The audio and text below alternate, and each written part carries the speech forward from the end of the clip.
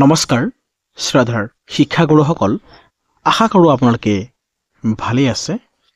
সম্প্ৰতি ৰাজ্যত বিশেষকৈ আমাৰ অসমতে নহয়, অসমৰ বাহিৰতো কিছুমান ৰাজ্যত বতৰ খুব বেয়া হোৱাৰ কাৰণে ৰাজ্যৰ শিক্ষানুষ্ঠানসমূহ যদিও নিয়মিতভাৱে ৰাতিপুৱা 7 বজাৰ পৰা গৰমৰ কাৰণে ঘোষণা কৰা হৈছিল, সেয়া সময় প্ৰায় নৰ্মেল হোৱাৰ কাৰণে কিছুমান জিলাত অলৰেডি পূৰ্বৰ দৰে চিটুৱেশ্যন যেনেকৈ ৰাতিপুৱা 9 বজাৰ পৰা বিদ্যালয় আৰম্ভ কৰা হৈছিল, ঠিক সেইদৰে বিদ্যালয়সমূহ পাঠদান কৰাৰ বাবে যোজা চলা হৈছে।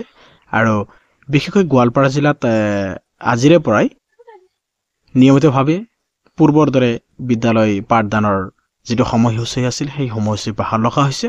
আৰু অন্যান্য জিলাসমূহৰ বাবে আপোনালোকে অতি কম সময়ৰ ভিতৰত SOP পাই যাব।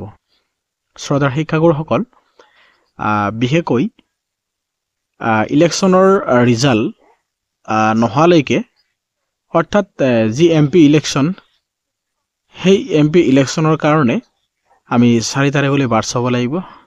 মাননীয় শিক্ষামন্ত্ৰীগৰাকীৰ লগতে মুখ্যমন্ত্ৰীগৰাকীয়েও ভেঞ্চাৰ স্কুলসমূহ লোৱাৰ কাৰণে যি প্ৰতিশ্ৰুতি দিছিল, সেয়া সময় প্ৰায় সমাগত। এতিয়া বিদ্যালয়সমূহ জাষ্ট প্ৰাদেশিকৰণ কৰিব লাগে। আৰু যিহেতু BTCত বিদ্যালয়সমূহ প্ৰাদেশিকৰণ কাৰণে কিছুমান নীতি নিয়ম বান্ধি দিয়া হৈছে, কিছুমান আইন সংশোধন কৰি BTDৰ যি অপ্ৰাদেশিত বিদ্যালয় আছে, এই বিদ্যালয়সমূহ প্ৰাদেশিকৰণৰ কাৰণে অসম ভেঞ্চাৰ শিক্ষানুষ্ঠানৰ যি BTDৰ প্ৰাদেশিকৰণ আইন, সেই আইন সংশোধন হ'ব আৰু সেই মতে তেওঁলোকৰ বিদ্যালয়সমূহ প্ৰাদেশিকৰণ কৰা হ'ব। কিন্তু সেই বিদ্যালয়সমূহ কেৱল BTDৰ জিলাসমূহৰ বাবে প্ৰাদেশিকৰণ কৰিলে নহ'ব। BTDৰ বাদে অন্যান্য যি জিলা আছে, অসমৰ অন্যান্য জিলাসমূহৰ যি বিদ্যালয় আছে, এই বিদ্যালয়সমূহ প্ৰাদেশিকৰণ কৰিব লাগিব।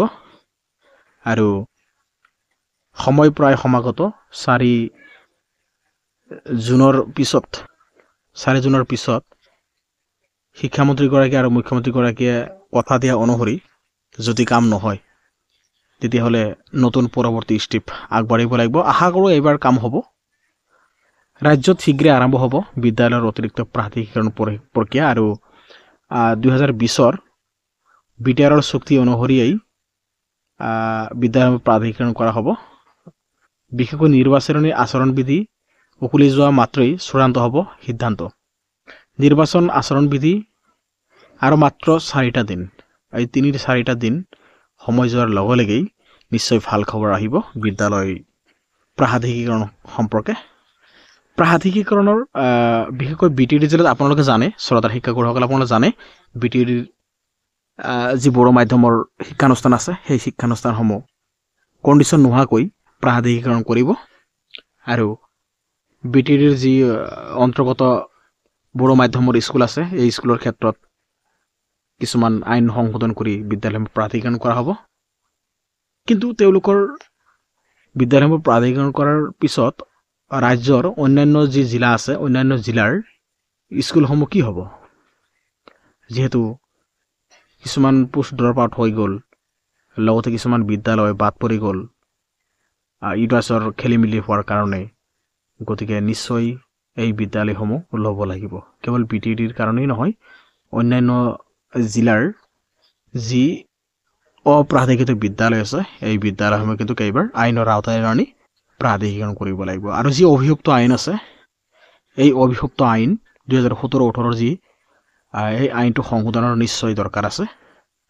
আৰু কথা অনুসৰি যাতে এইবাৰ নিৰ্বাচনৰ যিটো ৰিজাল্ট আছে, সেই ফলাফলৰ পিছতেই যাতে এই 20,000 ৰাজ্যৰ যি 20,000 শিক্ষক কৰ্মচাৰী আছে, তেওঁলোকৰ মুখলৈ যাতে আশাৰ ৰেঙনি কঢ়িয়াই আহে। আমি নিশ্চয় বহুত দিনৰ পৰাই মাত মাতি আহিছোঁ। আশা কৰোঁ সময় প্ৰায় সমাগত। বিশেষকৈ প্ৰয়োজন সংশোধনৰ 2017ৰ যিটো প্ৰাদেশিকৰণ আইন আছে, এই আইন সংশোধন হ'ব, শিক্ষা বিভাগৰ শীৰ্ষ সূত্ৰই জনাইছে।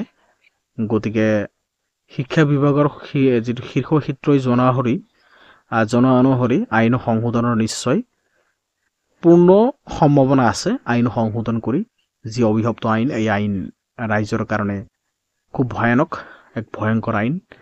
এই আইনটো নিশ্চয় বাতিল হ'ব লাগিব, সংশোধন হ'ব লাগিব।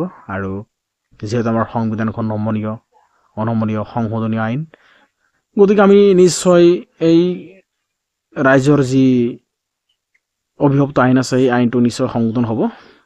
শ্ৰোতাৰ শিক্ষাগুৰুসকল, নতুন নতুন আপডেটসমূহ আমি আপোনালোকক জনাই থাকিম। বিশেষকৈ BTR ক্ষেত্ৰত পোনপ্ৰথমে তেওঁলোকৰ বিদ্যালয়সমূহ প্ৰাধিকৰণ কৰাৰ কাৰণে যোজা চলাই আছে, আৰু ৰাজ্যৰ অন্যান্য বিদ্যালয়সমূহৰ ক্ষেত্ৰতো যাতে আইন সংশোধন কৰি তেওঁলোকৰ বিদ্যালয়সমূহ প্ৰভিঞ্চিয়েলাইজড কৰা হয়, সেয়াই একমাত্ৰ লক্ষ্য উদ্দেশ্য। তো ভিডিঅ'টো আজি বেছি দীঘলীয়া নকৰোঁ। শ্ৰোতাৰ শিক্ষাগুৰুসকল, আমি পৰৱৰ্তী ভিডিঅ'ত আপোনালোকক লগ পাম।